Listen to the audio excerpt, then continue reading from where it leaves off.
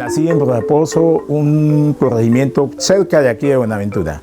Está adelante de Punta Soldado, por allí es la entrada. Yo comencé desde los 7 años, porque cuando nací, a pesar de mi papá ser un indígena y mi mamá era una negra, mi papá se tuvo que someter a la música del negro, porque ustedes que el indígena no, la música de ellos no es esta música, ellos tienen su música diferente.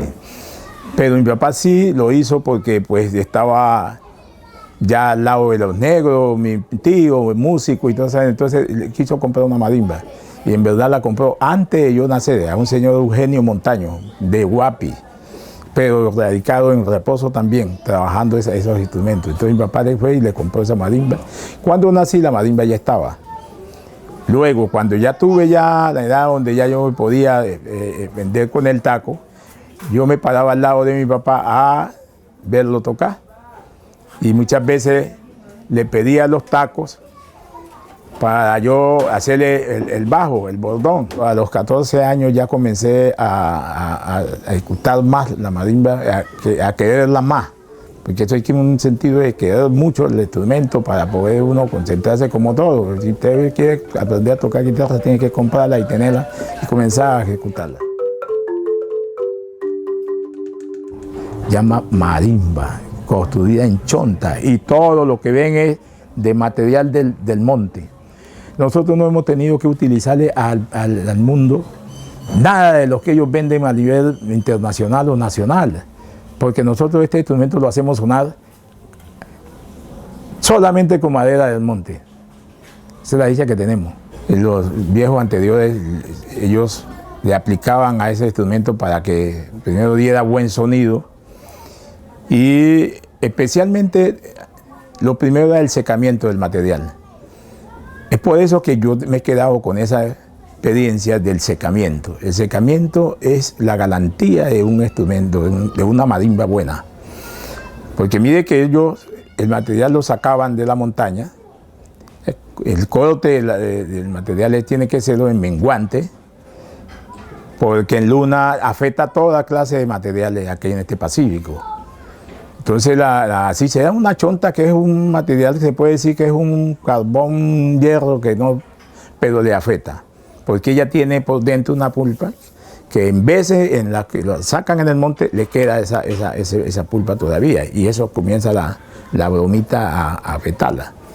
Entonces, ¿qué uno qué hace?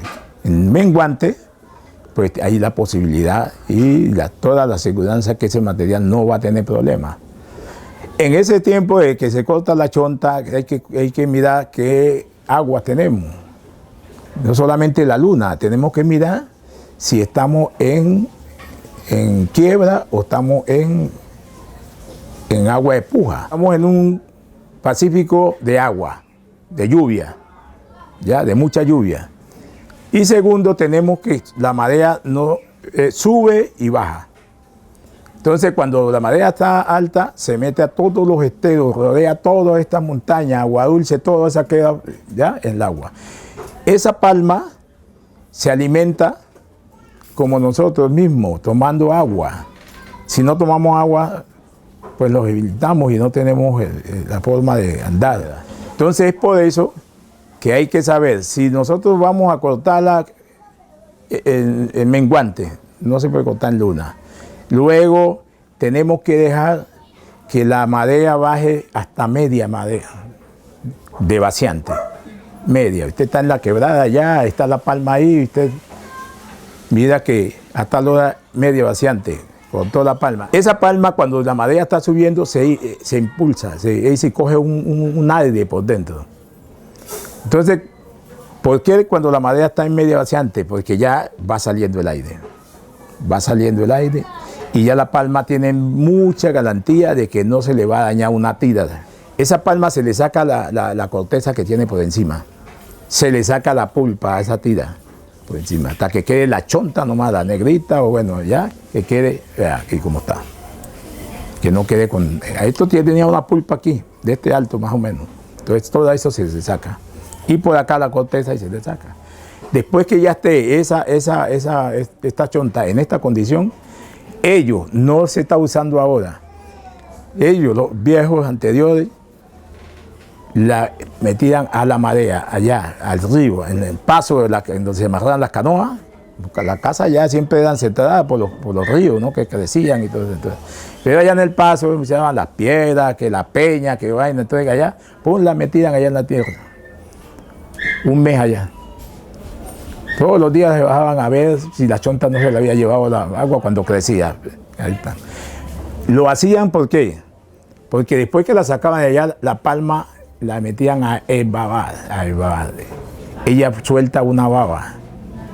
Y entonces esa baba, según ellos, le impedía el sonido de la chonta. Después que ya tenía ese tiempo y que estaba desbabada, la limpiaban con un costal, la raspaban bien, la lavaban y la montaban a la humadera. Arriba en la casa eran de paja. Pero había un fogón grande donde cabía pues y una barbacoa para ahumar el pescado grandísima. Y eso se atizaba con leña de mangre, una leña muy alrededor, y allá se montaba la chonta. Entonces esa chonta no secaba con el sol, sino con el calor de la cocina, del fogón. Eso paraba ahí hasta un año. Al año iba a bajar uno una chonta y estaba con un poco de hollín, ¿no? Hollín ya sabe qué es lo que recoge, es negrita de hollín, y eso cuando usted la tocaba, sonaba clarita. ¿Ya? Entonces, esa era la chonta ya para pensarse una marimba. ¿Qué hacían con esa marimba? Comenzaban a buscar un material para el mueble, este mueble, fino, chachajo. Ese era el mueble de ellos. Un material que duraba para los tatarañetos. Despacio. Eso no era que afán, que no, que la tengo que entregar mañana. No, porque eso era de ellos. Entonces comenzaban a hacer, mire que una marimba la hacían de 24 chontas. 24 chontas, 3 octavas. Esa era la marimba de anterior. ¿Qué hacían? En cada día ponían 2 chontas. Cada día 2 chontas. Es decir, que cuando yo juntaba esa fecha que ya, 3 días para allá, ya la marimba la tenían, 24 chontas. Era un año, casi. Se acompañaba mucho con los aires de la música de los pajaritos. Y hay un pájaro que llama el marimbero. Le cuenta que usted lo escucha por la mañana, a las 5 de la mañana comienza a cantar. Y es que usted está oyendo un sonido de una marimba. Entonces por eso estos señores antes, ellos les gustaba mucho hacer los instrumentos allá al borde de la quebrada, porque necesitaban de compañía, que eran esos pajaritos que sonaban. Y tienen diferentes voces y acompañan a cada sonar de una chonta. Ese es otro secreto que ellos mantenían allá.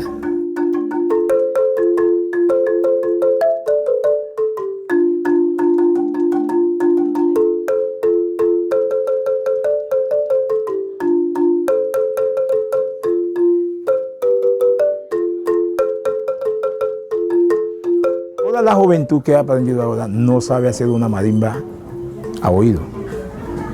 ¿Por qué? Porque cuando se hizo el cambio a la marimba, de ya no más marimba tradicional, sino marimba 440 con un afinador, estamos imitando el piano.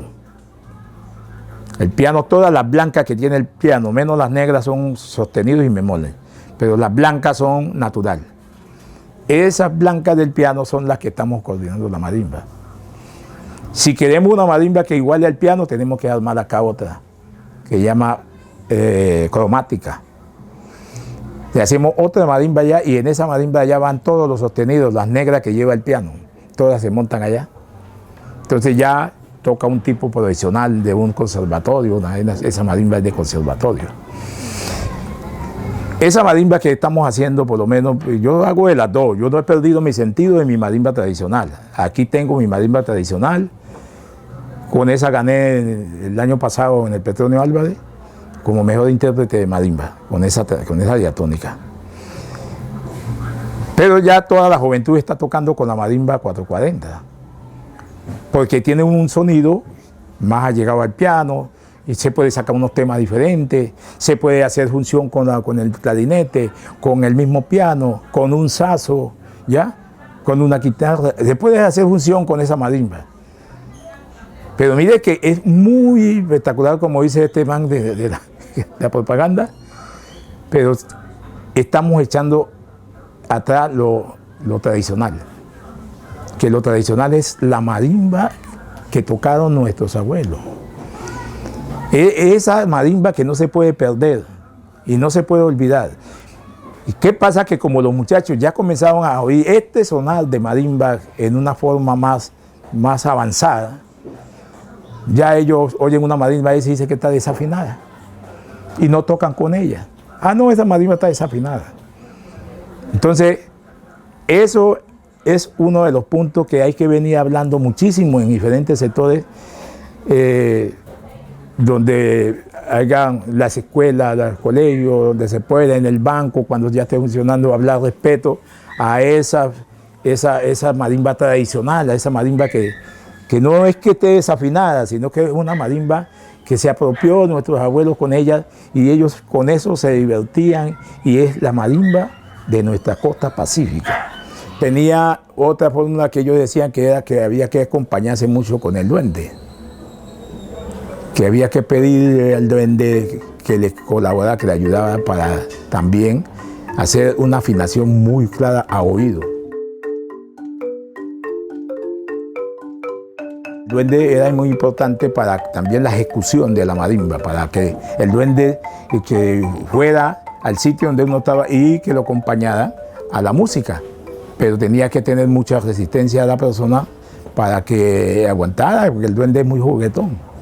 Y mi papá me decía, tenés que irte a la montaña y hacer una casita allá y llevar la marimba y te pentes debajo de ella. Tenés muchas ganas de aprender, pero vas a tener que hacer eso para que aprendas bien. Y me puso a pensar mi papá en esos tiempos, pues, y esas ganas de yo aprender a tocar, me puso fue a volar. Y verdad, me iba al monte, como les cuento que yo me tocaba lavar polín, corté leña para pulpa, de eso, de papel. Y eso todo, yo escuchaba que me picaban los palos.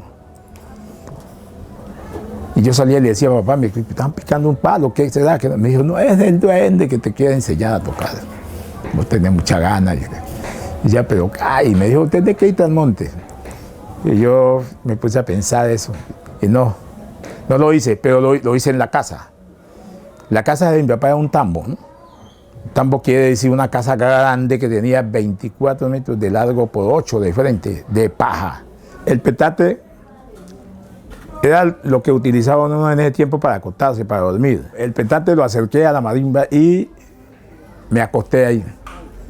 Puse los tacos sobre la marimba y me quedé allí dormido.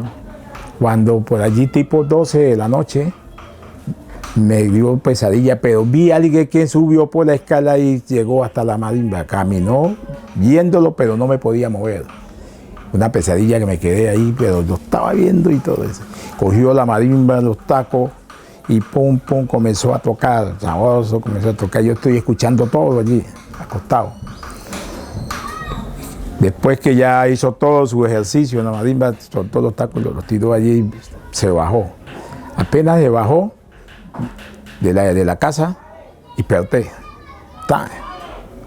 Pero no me paré a coger porque mi papá me decía que tenía que levantarme y coger los tacos inmediatamente. Pero me dio miedo, no quise levantarme. Pero entonces dije, como mi hermano vivía en la casa siguiente, por un camino que se le dice allá, que son una callecita para pasar de casa en casa.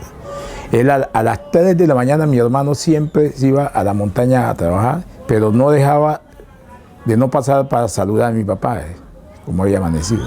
Entonces yo allí pendiente, pero ¿qué pasa? Que todo lo que ese mito, no sé quién era, hizo allí en la marimba, se me grabó. Me cuenta, tenía una computadora en mi mente que lo cogí todos las vueltas, los temas que él hizo, todos los tenía. Me quedé. Dije, cuando a las 3 de la mañana mi hermano, saludando a mi papá, Tito. ¿Qué pasa? Que en ese tiempo en los campos no existía nada de cómo darse cuenta qué horas teníamos, porque no había reloj. ¿Cuál era el reloj? Los gallos, los gallineros allá atrás de la casa. A las 3 de la mañana cantaba el gallo.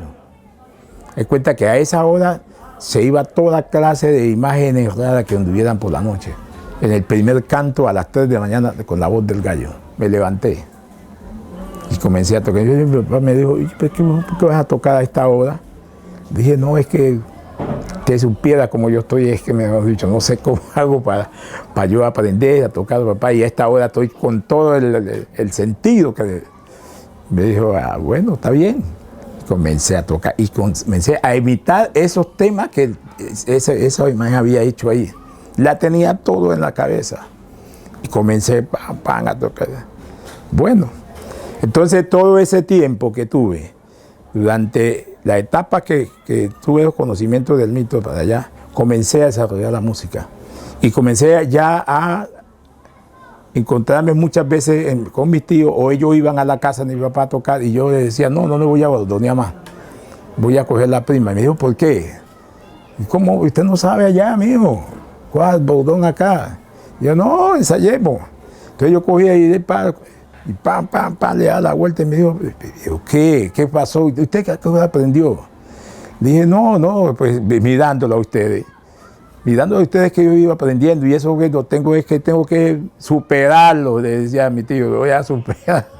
Decía, pero caramba, me extraña, porque eso con tanta rapidez, usted salí ya en la prima, ya tocando los ritmos de la juga, aunque la juga no se tocaba en la marimba. La marimba solamente se presentaba en la época que iban a bailar, los currulados. Sí, pero en los tiempos de Arroyo, de la Virgen del Carmen, San Antonio, todo, no parecía la marimba.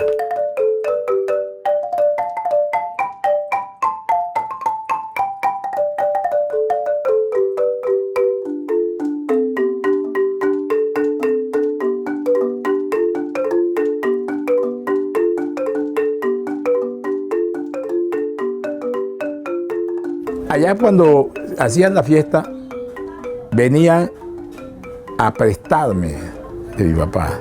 Présteme a su hijo para que nos dé una tocadita allá en la fiesta. Mi papá no le gustaba muchas veces, pero es que él prestaba la marimba para que la llevaran allá porque no había, haga cuenta que no, eso no lo tenía todo el mundo. ¿Yo qué hacía? Me ponía atrásito de alguna cosa, pero mirando a mi papá. Porque yo le tenía, cuando él venía a la cabeza así para adelante, así, me estaba diciendo que sí. Y cuando decía así, no, me está diciendo que no. Entonces dije, cuando hacía que, dije, no puedo ir. Eso sí, le decía a la gente, me lleva el muchacho, pero me lo viene a dejar por la mañana. Él tocará hasta las 12, y ahí me lo busco una cama donde dormir. Luego, no me le vaya a dar bebida. Eso era la recomendación que mi papá hacía para poderme soltar y irme yo a gozarme un poquito de esa fiesta. La marimba no era un negocio, la marimba no era sino un instrumento para ellos acompañar su fiesta cuando la hacían en los años, por lo menos. Mi papá la marimba la utilizaba el 28 de diciembre, el Día de los Inocentes. Era su fiesta de él. Hacer las balsadas de los inocentes y llegar a las casas. Bueno, bonitísimo eso. En los inocentes era bailable. Desde que se hacía el acto en los ríos con las canoas, subiendo, tocando, y todo era bailable hasta que llegábamos a las casas a hacer la fiesta. Hacía fiesta de 3 días de fiesta, 3 noches. Porque en la semana esa antes nos dedicábamos a buscar todo lo que fuera la comida, el pescado seco y todo eso.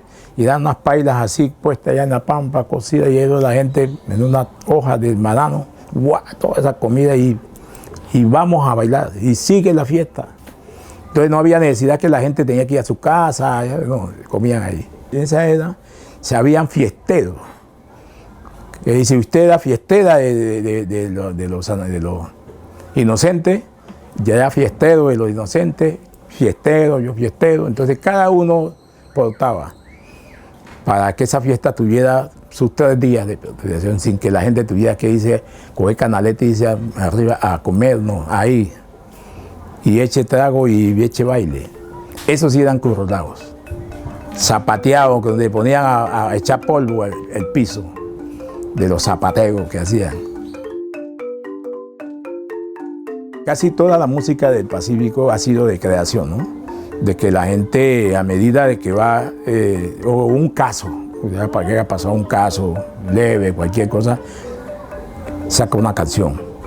de la comida que se come, cualquier cosa que le haya pasado, de lo que el bogar en la canoa, ya, de venirse la marea que los lleva y coge la canoa y la monta por allá, una ola grande, todo eso, la gente ha venido creando música alusiva a esos casos que le han pasado, el caminar, el andar. Las señoras cuando bajaban a Pianguada, la parte de la marea abajo, ellas venían sentadas con su canalete corto y roncando, y ese sonido, ellas llevaban un tema, cantaban entre las 4 o 3 que iban en la canoa con el sonido del canalete. Entonces esa vino llevando a que a toda la música de nosotros se vino difundiendo en cosas de la comida, del vivir, de la rocería, ¿ya? De todas esas cosas, de cómo poner la trampa para coger el cangrejo, de que cómo hacía la gente para coger el trasmayo, la res y atrapar el pescado. Ahí están las canciones.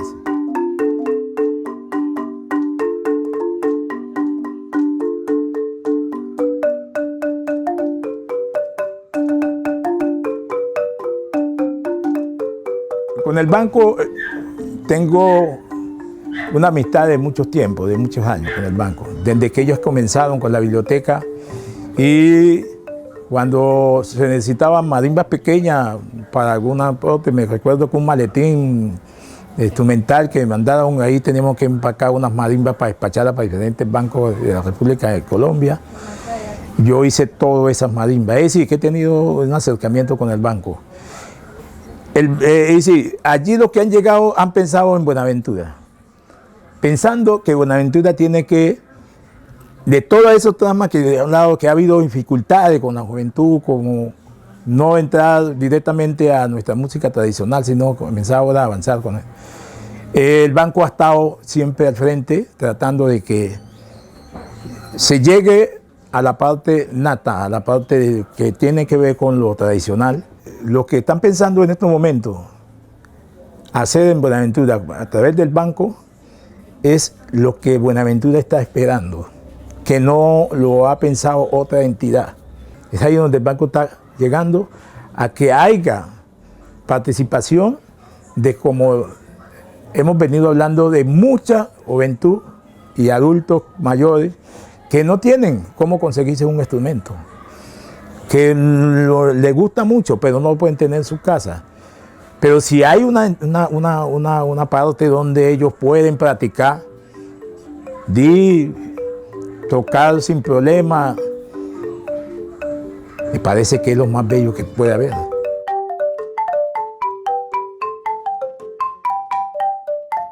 Me siento satisfecho, primero, porque he logrado sacar a mis hijos que todos son músicos. Entonces es uno de las que te estoy dejando un legado. Mañana uno puede hacer todo en la vida y eso, pero tiene un tiempo que Dios dice ya, hasta ahí nomás. Y deja todo, pero le dejo ahí a los hijos.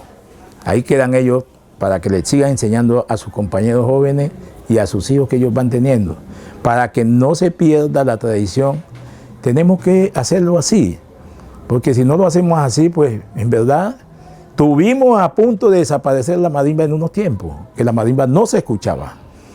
Cuando montaron aquí la música de vallenatos y llegó el reggaetón y toda esa vaina, no, todo el mundo era la marimba. Usted iba a una fiesta por ahí y oía tocar una marimba y todo el mundo estaba sentado. Nadie cogía a bailar alguna señora. Mire que cómo ha avanzado, y uno de esos avances ha sido el Petronio Álvarez, para sacar la música nuestra del unimato. Yo aquí trabajo 10, 15 marimbas y las pongo allí y vienen los poblados y plonco, plonco, plonco. Lo pasaba muchas veces lo oído uno, pero yo los dejo ahí, tele, ¿ya? ¿Qué pasa? Que anteriormente los peladitos, no, algunos, mire que yo iba a unos colegios primero que comenzaron, como que cuando inventó que todas las entidades públicas debían de tener la marimba allí, como los colegios, las universidades y todo. Y yo iba y les preguntaba, ¿cómo llama este instrumento, niño? No conocían. No sabían contestar qué era ese instrumento. ¿Una arpa? ¿Cómo? Ese que usan en los colegios, ¿cómo es? Una lira. Una lira. Dije, no, ya le explicaba, esta es la música del Pacífico, esta es la reina del Pacífico.